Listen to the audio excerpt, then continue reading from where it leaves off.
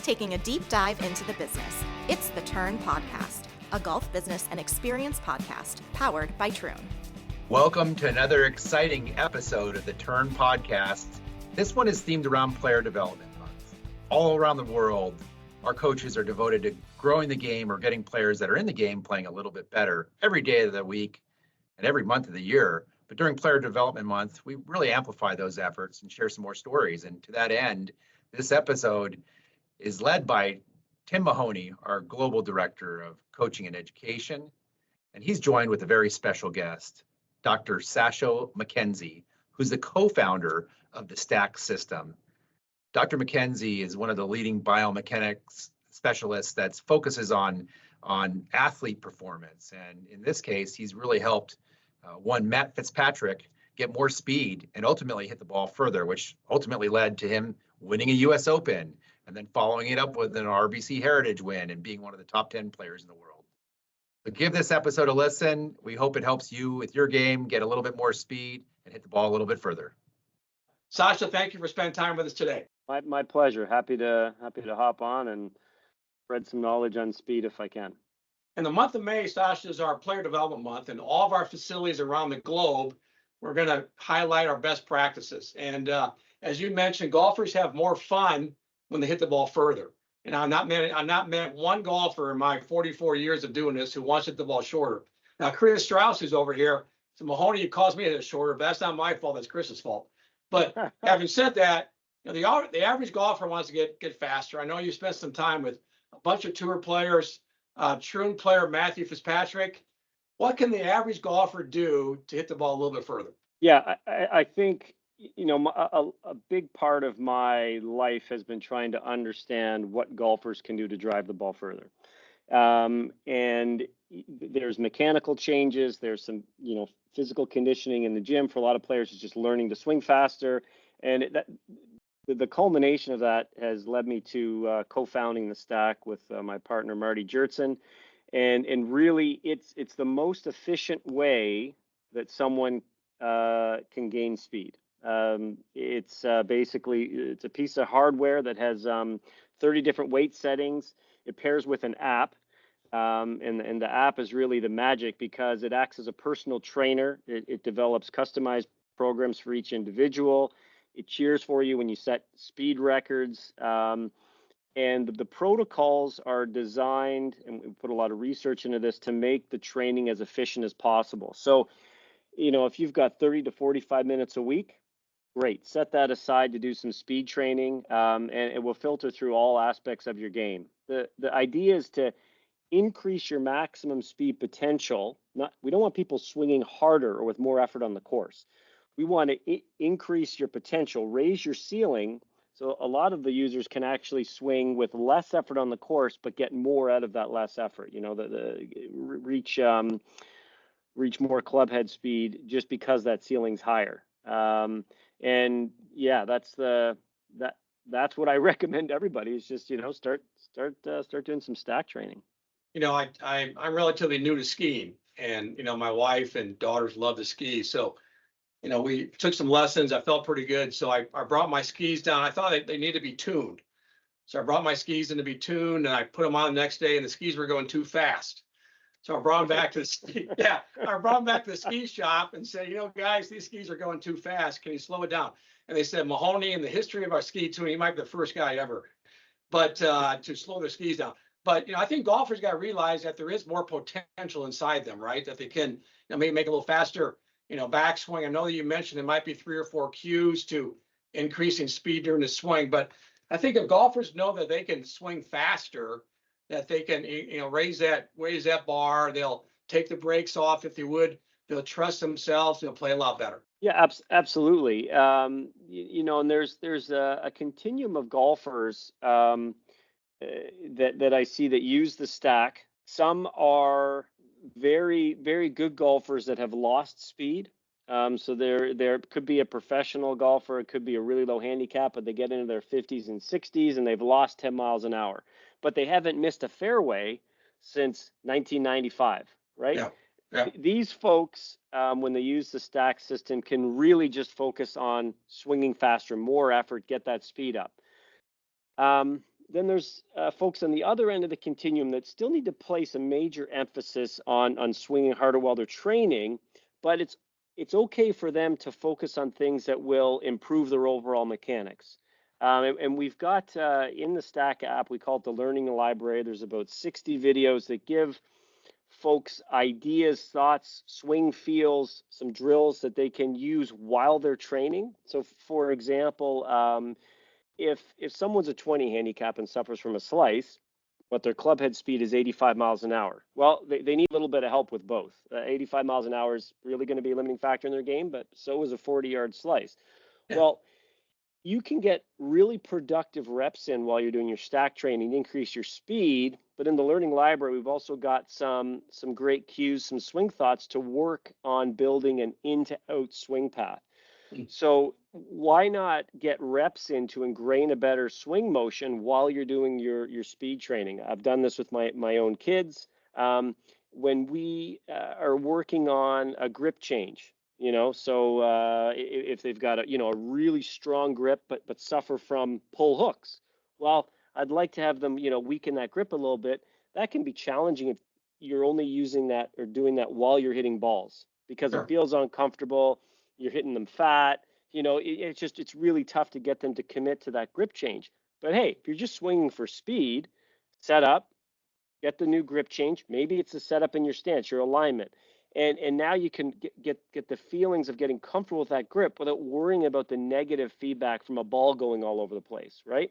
Yeah, because I'm holding. I've got a stack system here I'm in the Troon simulator, and I'm holding the stack system. I believe this is the length of a hybrid club, correct? That's right. Yeah. Right, and I can work on a grip change. So if a golfer's got let's say the grip is too strong, causes the face to get shut to hit a pull, they can make swing changes without a club head, without a ball, correct? They can stand here and work on their speed, and they may be uncomfortable with the grip change, but they can still work on your speed and improvement, your speed drills, and how to increase speed, and still get a good time working with their grip, can't they? With the stack system.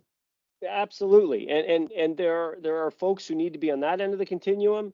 Some folks maybe need to be more, hey, they've got their swing mechanics down, they're hitting every fairway, but they're carrying it 210. Well, they're purely focused on speed. And it can also be things like a position at the top. If you have a golfer that's across the line and as an instructor, you believe that, hey, I think they benefit from being a little bit more laid off. That's cross the line. That'd be more laid off at the top. Okay. Right. And you want them to move in that direction. We all know that, those aren't easy to incorporate while you're hitting a ball, right? Yeah. It feels uncomfortable. You might even feel like you're going to end up hitting one out of the heel or off the hosel. So, okay, I'm just going to keep reverting back to across the line. Hey, get those reps in while you're doing your stacking. So you can still, hit that position. That's where it's at. And then make your reps doing it with a very high level of effort, but hitting those swing positions that you want. So I did a little research before we came on about the practice you and Matthew have done with his swing speed. I know you guys started in 2020. He's about 112 mile an hour speed. Now he's up to the 119s, 120. What have you done to help Matthew get that increase in club head speed? Yeah, so the stack has been the number one thing. We had an initial meeting where we found some biomechanics, some swing changes, some swing thoughts that would be comfortable for him, that I knew would help him increase speed. So you need that. You need to say, hey, let's try this. There, we see a jump in speed. But then it's so helpful to try and ingrain those mechanics with reps with the stack, right? And the idea, and this is what happened with him. He would say, and he said this after he won the U.S. Open, that it felt organic. I wasn't working on mechanics, but subtly he was. Yeah. It just gradually worked his way into his swing. And in fact, if he gets into a bit of a funk with the driver, something's a little bit off. He needs to make a change with his swing coach, Mike Walker. To maybe the face isn't getting square. Maybe it's staying a little bit open. Whatever it is, he's got a position he wants to hit. Instead of smashing 100 drivers, which can be kind of hard on the body, hey, and you're reacting to potentially feedback you don't want from the ball. He now can get reps in with the stack and then hit 30 or 40 drivers. You Yeah. know, so and he'll even do. You'll see him even where he even uses it a bit with his irons, where he'll take 2 or 3 swings with the stack, grab his 7 iron, hit a shot. He finds the added weight of the stack gives him some extra feels that he's looking for, but in terms of the position of where the club is. You spoke to the premise of, now, correct me if I'm wrong, it's overload and overspeed training. What's the difference, and how can that help amateur golfers? Sure. So this comes from a lot of research outside of golf. I'm a sports scientist. I have a track and field background, and there's a lot of published research showing that, for example, if you do over speed sprinting, so that means getting towed or running behind something that's blocking the wind, moving your body faster than it currently can move under normal conditions, but not crazy fast. You still want to maintain your mechanics, you'll see an improvement. That's called overspeed. But then also via different mechanisms, so different things that are being acted on in the system, overload also will see an improvements in speed. So you'll see sprinters towing a sled. You'll see jumpers jumping with weight. That's overload training. And the overspeed and overload work on different mechanisms. So as a it's kind of no different than, hey, I want to shoot lower scores. Well, I got to work on my putting, and improving your putting is going to affect your score differently than if you work on your driving. Both of them will lower your score. So it's nice to have a mix of overload and overspeed. And with the stack, because we have 30 different weight options, that allows us to really target what each individual person needs in terms of overload and overspeed. And it allows us to target, to stimulate both of those mechanisms that lead to speed improvement, both those groups of mechanisms, I should say.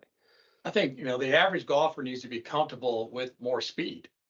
And, going back to the guy who's played forever, gal who's played forever, now they've gone from maybe 100 mile an hour to 85 mile an hour. He's got to be comfortable going from 85 to 90 to 95 back to 100.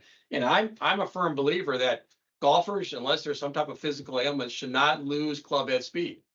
I think with a system like the stack system, with the coaching, with the research you've done, and the technology out there with golf equipment, golfers should be able to maintain their speed with as they practice, as they work out, as they maintain their flexibility, as they maintain their health. Yeah, and for the golf instructors watching, the stack system is really designed to outsource your speed training. So if you're there's lots of scenarios where this is the case, but let's say you're at a course, you're working at a driving range, maybe you have a hitting bay, and you're just kind of running through lessons all day, right? You give a lesson. Well, usually what happens is after the lesson, the student goes out and hits some balls, or maybe they go do some putting. Well, you can build into your lesson plan a speed training package. So we've got a coach's license that I think Troon is taking advantage of. Yes, we are. Yeah, where you can have a couple of stacks, a couple of radars sitting in your hitting bay after your lesson. The student can grab that. They have the app on their phone. They go do their individualized custom speed training session that the Troon instructor has provided for them via their coach's license. So you can just have a few touch points during the training. Maybe you're present for the baseline to make sure they're comfortable using the app and they kind of understand the philosophy. But then you can give them, so yeah, there's some stuff in the app with the learning library where I give swing thoughts, but your student as the instructor, and you have things, maybe they need to focus on their weight shift. Maybe they're not getting to their lead side early enough. So you say, hey, look, Johnny, when you go and do your speed training session today, I want you really focus on getting to your lead side. It's a pretty cool thing that as an instructor, you can say, hey, look, to a student, I've got this guy, he's going to develop a speed training program for you. It's going to be customized to you. Oh, also there's going to be an app on your phone. It's going to give this really cool to track your speeds, to do every one of your training sessions. It's going to tell you exactly what weight to put on, how long to rest. It's going to cheer for you when you set a record. Also, I'm going to be able to see your progress in my app. That's from the student's perspective. That's a lot of value that you're adding to your lesson package. I know that one thing that our students want to know, that we care as coaches, and with that license we have with the coaching software, it goes right into my app. I know that a Kris Strauss or a Mike Ryan or a Jim Hodge are working on the stack system, and I can, send them a clap, or I can, hey, great job, let's try this and try that. But that's a great way of keeping them knowing that we do care. I know that the stack system is a putting app. Okay, I know putting is important, the scoring better. Can you tell us a little bit about the app? Yeah, it might seem, well, it doesn't quite fit with speed, but basically, I feel like there's a lot of low-hanging fruit with putting, in particular, how people practice. So this comes from an understanding of the science of why we miss putts, and if you look at all the research out there, some of the research that I've done, green reading accounts for about 50% of missed putts. So if you look at the PGA Tour from 8 feet, average tour players 50%. They sink half of them. Well, if you set them up in your bay there, Tim, and you said, hey, here's an 8-footer, even if it had 3 or 4 inches of break, they're sinking 95% of them from 8 feet. So you say, okay, well, why are they missing them on the course? Because they've misread the putt. The next most important factor is speed control. And then a close third is face angle. But between speed control and green reading, it's around those two things that account for so many of the missed putts out there. That's what you can really benefit from with the right practice. So if you want to get better at green reading, you need to see more putts in a practice session. So if I'm working with mini tour players who haven't really refined their practice, I'll say, hey, how many putts did you see in your last putting practice? And they'll be like, I don't really know. Maybe 4, because they hit the same 8-footer 50 times, and they moved on to a 4-footer, or they were just randomly doing stuff. So we give, with stack putting, in the Premier mode, there's 3 modes, and this is free to all speed training users. It's also free to anybody who's been given an invitation with a coach's license. Premier mode, the app guides you through 18 holes. They could be up to 30 feet in length, but they're based on Mark Brody's research showing what length putts differentiate good putters from bad putters. So there's a ton of 4, 5, 6-footers. Then we get into the 7 to 12 footers, and there's a few kind of laggish putts, 20 to 30 feet over those 18 holes. The app will say, hey, go 6-foot uphill left to right putt. So you're walking around on the putting green, you find it, and then the app has this super easy and intuitive way of entering the result. You'd say whether you hit it too fast, whether you pulled it or pushed it, hit it left or right, and if you misread it. So that's the other thing that we noticed about putting practice, is that even if odds are you don't, but if you have a good practice, no one's recording what's happening in that practice. So with stack putting, with the Premier mode, you do 18 holes, takes about 15 minutes. You get the best holes that you can practice on, and you're tracking your results. So if you hit 18 putts on the practice green, there's no way you're going to be able to remember, oh, I missed 3 of them to the left, but I left 6 short. You can't remember that stuff, and you shouldn't be focused on that. You should be focused on the task at hand, which is making putts and going through routine, and then kind of just blindly entering the result in the app. The app tracks all that. It will tell you whether you've got a speed bias. Hey, you're tending to hit putts too short, not enough speed, or a right bias or a left bias. So really, stack putting is the most efficient way that you can both improve your putting through practice, but also give you valuable insights into what you should be working on in terms of your putting. Just think, through the Stack app, we can work on our speed with our driving and putting. So that's driving well and putting good. I think golfers are going to get a lot better. Yeah, and it's a great tool for an instructor. Again, if you there's another mode in the putting which is called creative combines. So as a coach, you can create the practice session you want. And maybe you create 5 or 6 really cool practice sessions. You can have as much block practice, that means hitting the same putt over and over again, or random practice as you want. Maybe you got a player that really needs to work on, the breaking putts that tend to break away in the 6 to 10 foot range. You can set those up, you program it, it's in the coach app, and then you can just text that to whatever students you want. Boom, here you go. Here, Kris, Tim, you can send a putting session specific for Kris. Takes 2 seconds. When he opens it up, it pops up in the app. He can do that practice session. You can see if he's been doing his putting practice, and you can tell him, hey, look, good job. Your speed's getting better. Good job. You've shifted your bias now. You're not missing everything to the right or left. And you can send that same putting practice to 50 of your students. So the student is accountable. After the putting lesson, you've given them homework and they feel like, they actually have a swing coach that cares, that's following them along in their progress. It's not just like, well, you're here for that hour during the lesson, but then, you're on your own, right? I think it's awesome that you make practice more enjoyable, and also you hold the student accountable. So as a coach, if I know that a student who's a 5 handicap and wants to become a 4 handicap, one of the fastest ways of doing it is putting better. If I go onto his app and say, hey, Johnny, you haven't practiced putting for a couple of weeks, it might be time to go out there and use the stack system. The drills are programmed in there to make you a better putter. Yeah, and the mini tour guys use it, love it for pre-round.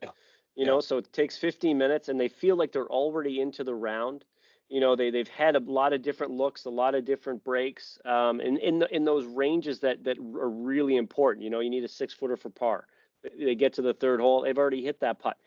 And it feels like there's some pressure going through stack putting because you're accountable. It remembers. You're like, the score's going to be visible at the end. If you're not tracking stuff, it's too easy in the putting green just to say, wow, whatever, I missed it. No one's going to know. Yeah. I hate to jump around, but in closing, going back to speed, is there any 3 or 4 cues or swing tips or thoughts the average golfer can use to get a little bit more club head speed? Yeah, absolutely. Well, I think if you do stack stuff, the key is the frequency. So if you're doing stack training, you want to keep your follow the app. You don't want to have breaks any longer than 5 days. Make sure you're getting at least 12 sessions in, before you take a break of 5 days if you have to take one. In terms of swing mechanics, I think that decide if you are the type of person that needs to be more like a Cameron Young, where you need to take a little bit more time in transition to organize, to make sure you have a better downswing sequence, downswing transition, so you can get the lower body going, then the upper body, and the wrist angles, the last to release. Are you that type of golfer, or are you more like a Matt Fitzpatrick, where, hey, I'm very coordinated in the downswing and I could really use the benefit of a fast backswing to ramp up those downswing muscles early? Those are some good tips right there. I think decide which works for you. Put down a speed radar and hone those techniques in while you're doing speed training. That's awesome. And I think golfers can order this through the stacksystem.com. Is that correct? Yep. Or to order. And then there's a discount code Troon10. So it's TROON10, and then get the Troon discount. That's right. Well, it's an awesome way. I can't thank you enough, Dr. MacKenzie, to lead us off for our player development month, the month of May. I know I'm a better coach every time I spend time with you. Students are getting better. I know all students, all speed helps with all the shots. And I can't thank you enough for what you've done for the golfing community like myself and how you grow the game with the average golfer. So thank you for what you're doing. My pleasure. Thanks for taking the time to have me on. Thank you, Tim, and thank you, Dr. MacKenzie. That was an awesome episode. I know I learned a bunch. Hopefully you did. If you have the stack system, hopefully it helped you learn a little bit more about the stack. If you don't, maybe it intrigues you to listen and tune in and check one out. And we look forward to hearing how your game got better during Player Development Month. Thank you for listening and have a great day. This has been The Turn, a golf business and experience podcast powered by Troon. Every episode is available on Troon.com. And subscribe to The Turn podcast through iTunes, Spotify, Google Play, iHeartRadio, or wherever you prefer to download your favorite shows.